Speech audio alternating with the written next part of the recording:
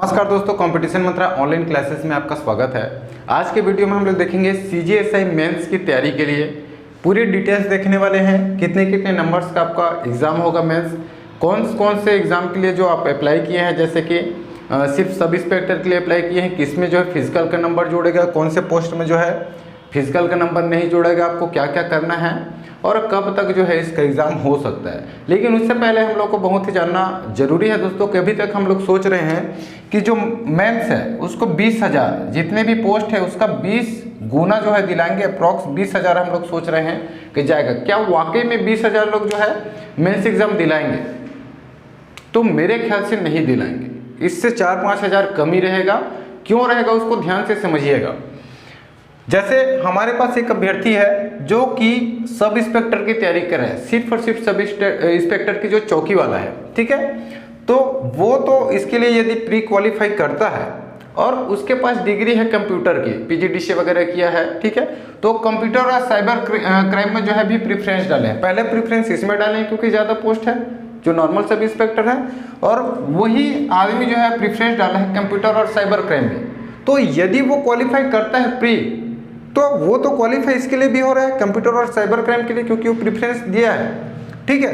कहने का मतलब है कि वही स्टूडेंट्स की गिनती जो है इन 20 गुना जो सेलेक्ट होने वाले हैं, तो जो कंप्यूटर के लिए जो निकला है उप निरीक्षक कंप्यूटर और साइबर क्राइम के लिए, उसके लिए भी एप्लीकेबल है।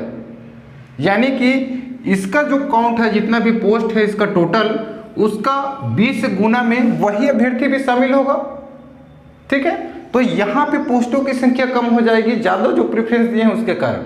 ऐसा सब लोग नहीं किए हैं, कई लोग सिर्फ एक चीज़ के प्रेफरेंस दिए हैं, लेकिन यहाँ पे ज़्यादा पोस्ट होने के कारण इसमें जो पहला प्रेफरेंस दिए हैं सब इंस्पेक्टर में। उसके बाद जो है जैसे कि साइंस से ग्रेजुएटेड हुए हैं, जैसे BTech किए हुए हैं इलेक्ट्रिकल इलेक्ट्रॉनिक्स से, वो रेडियो वगैरह में भी डाले हैं, अंगुल चिन्ह रेडियो में।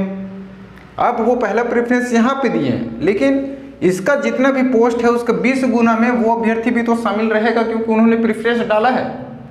तो क्या 20,000 वाकई में अभ्यर्थी जो है मेंस दिलाएंगे? नहीं दिलाएंगे। यहाँ पे संख्या निश्चित रूप से 5 से 6 हज़ार कम होने की संभावना है, क्योंकि ज़्यादातर लोगों ने जो है 3 से 4 पोस्ट के लिए अप्लाई किया है। वही जो है सब इंस्पेक्टर के लिए, वही सूबेदार के लिए, वही जो है कंप्यूटर और साइबर क्राइम के लिए है। तो ऐसे सिचुएशन में यहाँ पे जो नंबर ऑफ जो पोस्ट है उसकी हम लोग 20 गुना देखते हैं, तो कहने के लिए 20,000 को सेलेक्ट किया जाएगा। लेकिन यदि हम अभ्यर्थी की बात करें कि कितने अभ्यर्थी जो है मेंस दिलाएंगे, तो उस कंडीशन में ये जो संख्या है वो कम हो जाएगी। बात समझिए।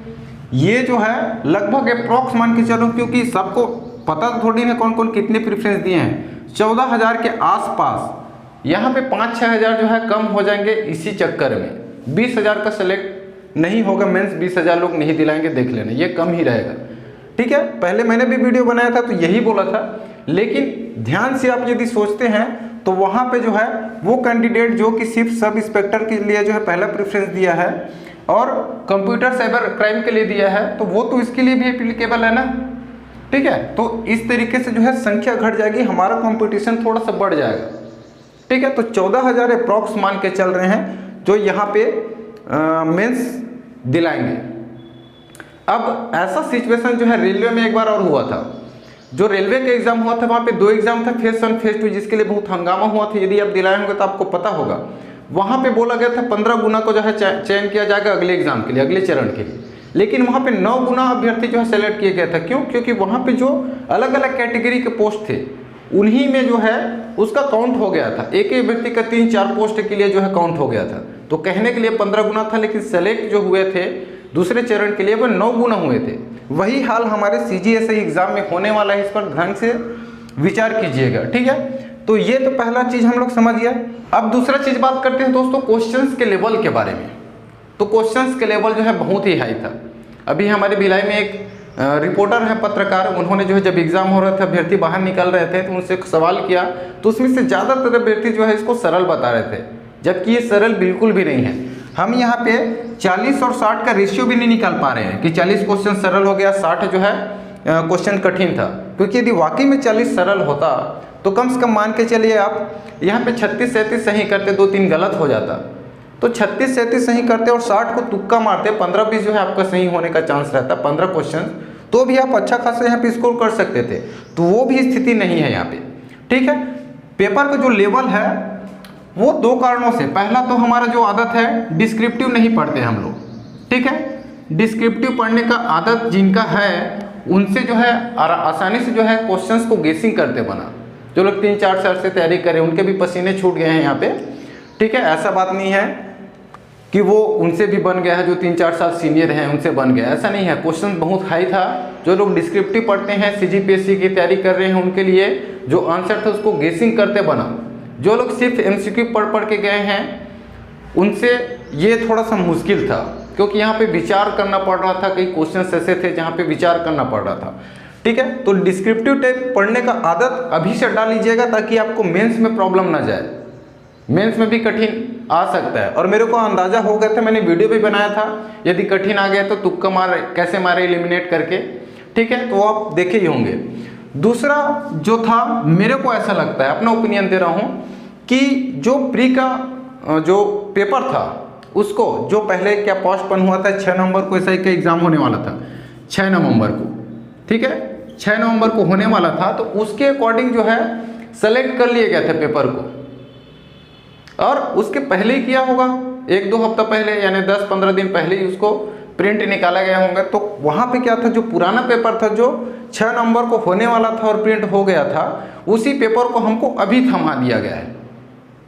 इससे लॉसेस क्या हुआ हमको, इसीलिए कठिन लगा क्योंकि जो करंट था 2-3 क्वेश्चन और सही हो सकते थे जिसका गलत था। क्योंकि हमारे छत्तीसगढ़ में आप नोटिस किए होंगे, जो अक्टूबर, नवंबर, दिसंबर का है, वहाँ से कोई भी करंट अफेयर नहीं पूछा गया था। चांसेस तो वहीं से ज़्यादा था, सब वहीं का तैयारी करे थे, नए नए करंट अफेयर्स के बुक पढ़े थे। क्योंकि बाकी सब चीज़ को ज़्यादा रिवाइज नहीं कर सकते, तो कम से कम करंट ही सही बोल जाए, ये सोच के जो है करंट वगैरह की ज़्यादा तैयारी किए थे। लेकिन वहाँ से क्वेश्चंस नहीं आते, जबकि हमारे छत्तीसगढ़ में बहुत सारे अचीवमेंट्स हैं इंडियन लेवल से। केंद्र से हमारे छत्तीसगढ़ को बहुत सारे अचीवमेंट्स मिले हैं, बहुत सारे जो प्लेयर्स हैं उनको नए नए अचीवमेंट्स हैं, नए नए जो सम्मान हैं, रैंकिंग है, वो सारी चीज़ें परिवर्तित हुई, नई नई योजनाएं हैं। उससे कोई भी क्वेश्चंस नहीं पूछा गया था। क्वेश्चंस पूछा गया था, कब कब क्वेश्चन पूछा गया था, एक पूछा था आपका गोधन न्याय योजना। गोधन न्याय योजना को हम करंट अफेयर्स में थोड़ी ला सकते हैं, क्यों लेंगे? वो कब का है? करंट अफेयर का मतलब क्या होता है? समसामयिक घटना जो भी चल रही है। गोधन न्याय योजना की शुरुआत जो है 20 जुलाई को 2020 में हरेली के दिन किया गया था। तो ये करंट अफेयर का क्वेश्चन थोड़ी है। एक क्वेश्चन और पूछा गया था आपका राधेश्याम बार्ले वाला। राधेश्याम बार्ले को जो है 2021 में पद्मश्री मिला था। कौन से क्षेत्र में मिला था? जो आर्ट, कला और संगीत वाला जो है वो उसका सही था। लेकिन वो करंट अफेयर्स कभी का है क्या? बहुत पहले का है। इसको करंट अफेयर्स नहीं बोलेंगे, अभी छत्तीसगढ़ जीके में समाहित हो गया, इतना पुराना हो गया। तो अभी नया करंट अफेयर पूछा रहा था, जिनसे ये क्वेश्चंस नहीं बने होंगे, जल्दबाजी में नहीं देख पाए होंगे, ठीक है, उनसे बनेगा क्या? तो वहाँ पे निश्चित रूप से फायदा मिलता है यदि अभी जो है करंट अफेयर अभी का पूछा रहा था। उसका मेन रीज़न यही है दोस्तों, क्योंकि पेपर जो है पहले से सिलेक्टेड हो चुका था 6 नवंबर के अकॉर्डिंग, ऐसा मेरा मानना है। क्योंकि उसके बाद का तो करंट अफेयर नहीं है। एक क्वेश्चन आया था तुहार पौधा तुहार द्वार, यह तो चलो ठीक है, 1 जुलाई वाला थोड़ा था, लेटेस्ट था। और एक था जो वर्तमान हमारे यहाँ का जो महानिदेशक कौन है, उसको पूछा गया था। तो यहाँ पे 2-3 क्वेश्चन और सही हो सकते थे, ठीक है। तो कहीं ना कहीं हम लोग को डिस्क्रिप्टिव न पढ़ने की वजह से है, या करंट अफेयर जो है लंबे समय का नहीं देख पाए, ये सारी चीज़ें यहाँ पे प्रॉब्लम है, जिसके कारण से पेपर के लेवल बहुत ही कठिन लग रहा है। अब बात करते हैं दोस्तों ऐसे क्वेश्चंस के बारे में जिसका आंसर हम अभी करेक्ट नहीं बोल सकते हैं कि इसका श्योर 100% यही आंसर होगा, डाउटफुल है। कई क्वेश्चंस ऐसे हैं, सब लोग आंसर की डाल रहे हैं, मैंने भी आंसर की डाला था, लेकिन उसके लिए मैं माफ़ी चाहूँगा, क्योंकि 3 से 4 क्वेश्चंस मैंने हड़बड़ी में, जल्दबाजी में, वीडियो जल्दी बनाने के चक्कर में गलत डाल डाला था, गलत बता दिया था आंसर, उसके लिए सॉरी, ठीक है। तो कुछ आंसर ऐसे हैं, किसी भी आंसर की का आप अभी यकीन मत कीजिएगा, ठीक है, क्योंकि कई क्वेश्चंस ऐसे हैं जिसका आंसर जो है परिवर्तन होने वाला है या फिर डाउटफुल है। हमको सिर्फ व्यापम में जो है पता चलेगा कि इसका क्या आंसर होने वाला है। जैसे मैं यदि बात करूं विलोपित का, सबसे पहले किसमें चांस होगा, कौन से क्वेश्चन में? तो एक क्वेश्चन पूछा गया था साइबर क्राइम वाला, साइबर क्राइम का हेल्पलाइन नंबर क्या है? ऑप्शन में क्या था? 100 था, 112 था, एक था 1093, एक था 1098, ठीक है। अब यदि आप सर्च करते हैं साइबर क्राइम का जो टोल फ्री नंबर है उसको, तो आपको नेट में मिलेगा 1930, जो कि दिल्ली पुलिस द्वारा स्टार्टिंग में शुरुआत की गई थी। ठीक है, 100 तो आपका जो पुलिस वाला है, पुलिस हेल्पलाइन नंबर है, 1098 चाइल्ड हेल्पलाइन नंबर है, 112 जो है सभी काल के लिए है। ये 1093 को कुछ और ही दिखाता है जो कि साइबर क्राइम नहीं है, तो ये तो विलोपित होने का चांसेस है 100%। ठीक है, एक क्वेश्चन और है जो कि क्वेश्चन बहुत ही जाना पहचाना है, जिसमें यदि ध्यान दे अभ्यर्थी तो हो सकता है वो भी एक रिस्क में आ जाए, जो है गोधन न्याय योजना। इसको इसलिए बोल रहा हूं दोस्तों क्योंकि इसकी शुरुआत जो हुई थी वो 20 जुलाई 2020 को हुई है। ऑप्शन ये है ही नहीं, हालांकि 21 जुलाई है, उसको करेक्ट मान सकते हैं, लेकिन सिर्फ मान सकते हैं। एक्चुअल में 20 जुलाई 2020 की हुई थी। उसी दिन आप जो सोशल मीडिया या पुराने करंट अफेयर्स के बुक देख ले, वही मिलेगा 20 जुलाई 2020। नेट में भी सर्च करेंगे यही मिलेगा। उस दिन जो भूपेश बघेल जी थे गोबर खरीद कर जो है इसका वो किए थे, सिर्फ घोषणा नहीं किए थे, 20 जुलाई को लागू हो गया था सीधा। यहाँ पे 21 जुलाई दिया गया है, 20 जुलाई है ही नहीं ऑप्शन में। हम लोग मान के चल रहे हैं कि 21 जुलाई को लिया जाएगा, लेकिन ये भी तो एग्जैक्ट डेटा कम से कम आंसर में तो होनी चाहिए ना, तो ये नहीं था।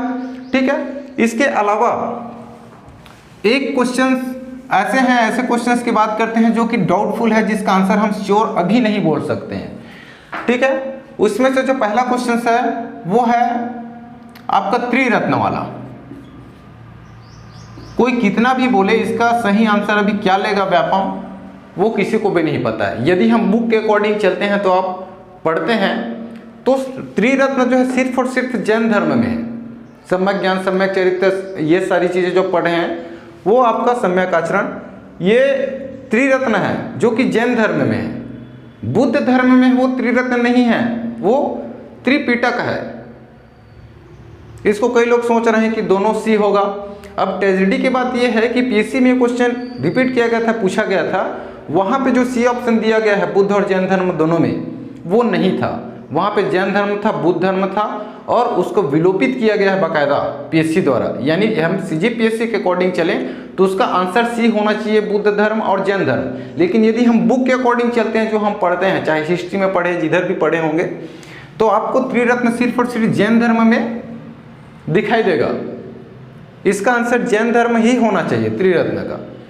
तो यहाँ पे जो है श्योर नहीं बोल सकते हैं कि व्यापम द्वारा क्या लिया जाएगा, ये देखने वाली बात रहेगी। ठीक है, यदि सीजीपीएससी के अकॉर्डिंग होगा तो सी ही लिया जाएगा। उसमें भी यहाँ पे जो है दावापत्ति डालना बनता है, क्योंकि बुक में हमारे पास बहुत सारे सोर्स हैं, त्रिरत्न केवल जो है जैन धर्म में है। एक और क्वेश्चन है जिसमें बहुत सारा डाउट है, जो पूछा गया था, स्वदेशी आंदोलन शुरू किया गया, स्वदेशी आंदोलन के बारे में। यहाँ पे आंसर तो करेक्ट है, लेकिन अभ्यर्थियों का डाउट है, क्योंकि कमेंट आ रहा था इसलिए मैं इसको लिया हूँ। यहाँ पे कई लोग कंफ्यूजन है। ठीक है, स्वदेशी आंदोलन शुरू किया गया था, ऐसा क्वेश्चंस में था, और पहला ऑप्शन में था बंगाल विभाजन के विरोध में, दूसरा ऑप्शन में था जो स्वदेशी वस्तु है उसका उपयोग को बढ़ावा देने, ऐसा था। यदि हम नेट वगैरह में सर्च करते हैं तो आपको वही मिलेगा कि स्वदेशी वस्तुओं का जो है बढ़ावा देना और विदेशी को जो है बहिष्कार करना, ये सारी चीज़ें, स्वदेशी माल को जो है बढ़ावा देना। तो ये था आपका ऑप्शन बी में, और उसी को सब लोग करेक्ट करके आए। लेकिन यहाँ पे ध्यान से क्वेश्चन को समझिएगा, स्वदेशी आंदोलन की शुरुआत कब की गई, ऐसा है, शुरुआत कब से हुई। यहाँ पे उद्देश्य नहीं पूछा गया है। यदि उद्देश्य पूछा रहता तब के केस में जो ऑप्शन भी है वो सही होता, स्वदेशी माल को बढ़ावा देना, विदेशी को बहिष्कार करना, ये जो है यदि उद्देश्य पूछा रहता। यहाँ पे पूछा है शुरुआत कब हुई, तो शुरुआत क्या हुई, बंगाल विभाजन के विरोध में हुई थी। आपका ऑप्शन ए नंबर यहाँ पे करेक्ट होने वाला है। एक क्वेश्चन और है दोस्तों कंप्यूटर में, जहाँ पे पूछा गया था, जब आप एक्सेल फाइल को वर्ड दस्तावेज में सम्मिलित करते हैं या शामिल करते हैं तो फाइल क्या कहलाता है, फाइल डेटा होता है, ऐसा था, रिक्त स्थान छोड़ा गया था। वहाँ पे एक मेरे पास पीजीडीसीए का बुक है, आप यकीन नहीं करेंगे तो मैं फोटो खींच के जो है अपने टेलीग्राम चैनल में डाल दूंगा, वैसे ज़्यादा लोग जुड़े नहीं है वहाँ पे लिंक्ड दिखाया गया है। जबकि हम लोग जो प्रतियोगी परीक्षा की जो बुक है, कई बुक में एम्बेडेड दिखाया गया है। तो उसका श्योर नहीं है दोस्तों कि उसका जो है कौन सा आंसर लिया जाएगा। ठीक है, तो ये थी क्वेश्चंस। आपके माइंड में जो क्वेश्चंस हैं जो लगते हैं आपको डाउटफुल हैं, श्योर नहीं है उसका आंसर, उसको अभी से कमेंट कीजिएगा ताकि आने वाले समय में उसके लिए सभी को फायदा हो और हम लोग उसके लिए कोई ऑथेंटिक सोर्स ढूंढ पाएँ, बुक वगैरह। ठीक है, ताकि दावापत्ती लगाने में आसानी हो, ये सबके लिए भला रहेगा। ये तो थी क्वेश्चंस की बात कर लिया। अब हम लोग आते हैं CGSI मेंस की तैयारी के बारे में। ठीक है, इसको ध्यान से समझिएगा और अभी से तैयारी कीजिएगा। कैसे तैयारी करेंगे, करने वाले हैं, वो सारी चीज़ें यहाँ पे डिस्कस करेंगे ताकि आपको जो है CGSI प्री में जो दिक्कतें गई है वो ना जाए मेंस एग्जाम में। वो हुआ तो अब तक तो हुआ। कई लोग यहाँ पे सोच रहे हैं हमारा कम नंबर आ गया है, 30 आया है, 35 आया, तो हम क्यों अभी से जो है तैयारी करें। ऐसा मत सोचिएगा। यदि नहीं भी हुआ तो भी आपका आने वाले जितने भी एग्ज़ाम हैं, हॉस्टल वार्डन हो गए और आपका CGPSC भी हाल ही में होने वाला है, उसमें भी तो आप अप्लाई किए होंगे। जो भी व्यापम का एग्ज़ाम आएगा वहाँ पे तो आपका काम देने वाला है। सबसे पहले हम लोग बात करते हैं CGPSC मेंस को समझते हैं। तो कई लोग जिसके ऊपर डाउट है कि कितने नंबर वाले हम लोग अभी से तैयारी करें, तो मैं अप्रॉक्स बता रहा हूँ दोस्तों। वैसे तो मॉडल आंसर आएगा तभी आपको पता चलेगा श्योर जो है। जिसका जो है 38+ आ रहा है SC कैटेगरी, SC ST, वो लोग जो है मेंस की तैयारी स्टार्ट कर दीजिए, क्योंकि लेवल के हिसाब से मेरे को नहीं लगता है कि ज़्यादा जाएगा। अच्छे लोगों से नहीं बनाया भाई, ये अप्रॉक्स है। अब कटअप का मतलब ये नहीं होता है कि एकदम हाईएस्ट लेवल को नापते हैं। कटअप का मतलब कई लोग गलत समझते हैं। जो लोअर रहता है, जहाँ से जो है सिलेक्शन लिया रहता है अंदर, वो 20 गुना में आने वाला रहेगा, वो आपका क्या रहेगा, कटअप कहलाता है। ऐसा नहीं है कि हाईएस्ट को ले लिया, किसी का 70 आ गया तो 70-65 कटअप, ऐसा नहीं सोचते हैं। ठीक है, कटअप जो है मिनिमम नंबर होता है जिसमें सिलेक्शन लिया जाता है अगले चरण के लिए। तो 38+ हो सकता है। फीमेल के यहाँ पे 1-2 कम हो सकता है सभी कैटेगरी में, क्योंकि उनकी जो सीटें हैं वो आरक्षित सीटें हैं, थोड़ी सी ज़्यादा है, तो उनको वहाँ पे बेनिफिट 2-3 नंबर का होगा, ज़्यादा नहीं। तो इसको देख लीजिएगा। और यदि मैं OBC की बात करूं तो जिसका दोस्तों यहाँ पे 42 से 48 के बीच बन रहा है, वो मेंस की तैयारी स्टार्ट कर दीजिएगा। ठीक है, और जिसका 50 से 55 यदि जनरल कैटेगरी वाले हैं, तब आप जो है तगड़े से तैयारी स्टार्ट कर दीजिए। यहाँ पे 2-3 नंबर का फर्क हो सकता है गर्ल्स बॉयज़ में। ठीक है, तो उसको ध्यान से समझ लीजिए। अब हम लोग मेंस की बात करते हैं। मेंस आपको हमेशा याद रखिएगा, सारी चीज़ें अभी से डिस्क्रिप्टिव पढ़ना है। पहले प्रोसेस समझते हैं क्या क्या होने वाला है। तो सबसे जो पहला पेपर है वो लैंग्वेज होने वाला है। मेंस में 3 एग्जाम जो है कंपलसरी है, 3 पेपर। चाहे आप सब इंस्पेक्टर नॉर्मल चौकी वाला दिला रहे हों, चाहे रेडियो अंगुल चलिए प्रश्न अधीन दस्तावेज का, या कंप्यूटर साइबर क्राइम उप निरीक्षक का दिलाएं, सभी के लिए 3 पेपर जो है कॉमन है, ये दिलाना ही दिलाना है। ठीक है, सबसे पहला पेपर होगा आपका लैंग्वेज। लैंग्वेज में आपका हिंदी और इंग्लिश रहेगा, जिसमें हिंदी के 125 क्वेश्चन और इंग्लिश के 75 क्वेश्चन रहेंगे। 200 नंबर का रहेगा और 2 घंटे का यह पेपर रहेगा। ठीक है, दूसरा पेपर रहेगा GK GS रहेगा, जिसमें इंडियन प्लस CG दोनों है, वो भी 200 नंबर का रहेगा। 3 घंटे का समय यहाँ पे है, ये राजपत्र के अकॉर्डिंग ही बता रहा हूँ मैं। तीसरा पेपर एप्टीट्यूड टेस्ट है, जिसमें मैथ प्लस रीजनिंग रहेगा, 200 नंबर का, 2 घंटे इसमें समय रहेगा। ये तीनों पेपर जो है कंपलसरी है, चाहे आप किसी भी उप निरीक्षक की तैयारी कर रहे हो, ये तीनों दिलाना ही दिलाना है। ठीक है, अब जो चौथा पेपर है साइंस का, जिसमें physics plus maths plus chemistry के क्वेश्चंस होंगे, 200 मार्क्स के, 2 घंटे का समय रहेगा। वो केवल और केवल रेडियो उंगली चिन्ह और प्रश्नाधीन दस्तावेज के लिए है। यानी जो लोग रेडियो उंगली चिन्ह और प्रश्नाधीन दस्तावेज उप निरीक्षक की तैयारी कर रहे हैं, उनको ये 3 एग्जाम दिलाना है। और आपका ये साइंस, ये वाला पोर्शन। ठीक है, चौथा सभी के लिए अलग अलग क्राइटेरिया है। सब इंस्पेक्टर के लिए केवल 3 ही है। जो लोग रेडियो अंगुल चिन्ह प्रश्नाधीन दस्तावेज की तैयारी कर रहे हैं, उसके लिए 1 पेपर एक्स्ट्रा है, physics plus maths plus science का है, केमिस्ट्री है, जिसमें 200 मार्क्स के रहेंगे। अब जो लोग उप निरीक्षक कंप्यूटर और साइबर क्राइम के लिए दिला रहे हैं, तैयारी कर रहे हैं, उनके लिए स्पेशल रूप से, उनके लिए ये 3 पेपर, तीनों पेपर। और चौथे पेपर में आपको 200 नंबर का रहेगा कंप्यूटर से क्वेश्चन, पूरा कंप्यूटर जी के, कंप्यूटर और साइबर क्राइम के लिए यदि आप उप निरीक्षक की तैयारी कर रहे हैं तब की केस में। ठीक है, अब थोड़ा सी फिजिकल की बात कर लेते हैं। इसमें जो चयन प्रक्रिया होगी उसको तभी आप समझ पाओगे। जो फिजिकल होने वाला है वो 300 नंबर का होगा। ठीक है। फिजिकल में फिजिकल सभी को दिलाना है, लेकिन जो सब इंस्पेक्टर हैं उनमें फिजिकल का नंबर जुड़ेगा। 300 नंबर का आपका फिजिकल होने वाला है। ये फिजिकल मिला के जो लोग सिर्फ और सिर्फ एसआई की तैयारी कर रहे हैं उनके लिए है 200 200 200, ये 300 आपका फिजिकल का जुड़ेगा। उसमें सिर्फ जो एसआई की तैयारी कर रहे हैं उनके लिए जुड़ेगा, बाकी के लिए सिर्फ क्वालिफाइंग है। और यहाँ पे जो इंटरव्यू है उसका जो नंबर है वो जुड़कर मेरिट सूची तैयार होगा सब इंस्पेक्टर के लिए। यदि हम रेडियो, अंगुल चिन्ह और प्रश्नाधीन दस्तावेज की बात करें तो यहाँ पे क्या है, ये जो फिजिकल है उसका नंबर आपका नहीं जुड़ेगा 300 मार्क। यहाँ पे सिर्फ क्वालिफाइंग करना है आपको, ठीक है। क्वालिफाइंग करना है, वो भी आसानी से हो जाएगा यहाँ पे, ज़्यादा सिर्फ यदि क्वालिफाइंग करना है उनके लिए, ठीक है। तो आप जो इसमें नंबर खींचिएगा और अपना 200 नंबर जो साइंस का सब्जेक्ट का पेपर होने वाला है उसमें खींचिएगा, और आपका साक्षात्कार ये जुड़कर आपका जो है निकलेगा फाइनल मेरिट सूची। जो लोग उप निरीक्षक कंप्यूटर और साइबर क्राइम के लिए तैयारी कर रहे हैं इनके में भी फिजिकल का नंबर नहीं जुड़ेगा। इनको जो है ये तीनों पेपर और ये कंप्यूटर का एक्स्ट्रा पेपर है उनके लिए 200 मार्क्स इसका और साक्षात्कार का जोड़ के इसका मेरिट सूची तैयार किया जाएगा। तो जो लोग एसआई की तैयारी कर रहे हैं उसके लिए फिजिकल बहुत ही इंपॉर्टेंट होने वाला है, जिसका वेट अभी थोड़ा सा गेन हो रहा होगा वो लोग तैयारी के साथ साथ जो है फिजिकल पर भी थोड़ा सा अपने मेंटेनेंस पर ध्यान दीजिएगा, वरना पता चला नंबर तो अच्छे खींच ले रहे हैं लेकिन यहाँ पे फिजिकल में क्वालिफाई नहीं कर पाए हैं तो ये बहुत बड़ा लॉसेज हो जाएगा। सबसे बड़ा लॉस यही हो जाएगा, ठीक है।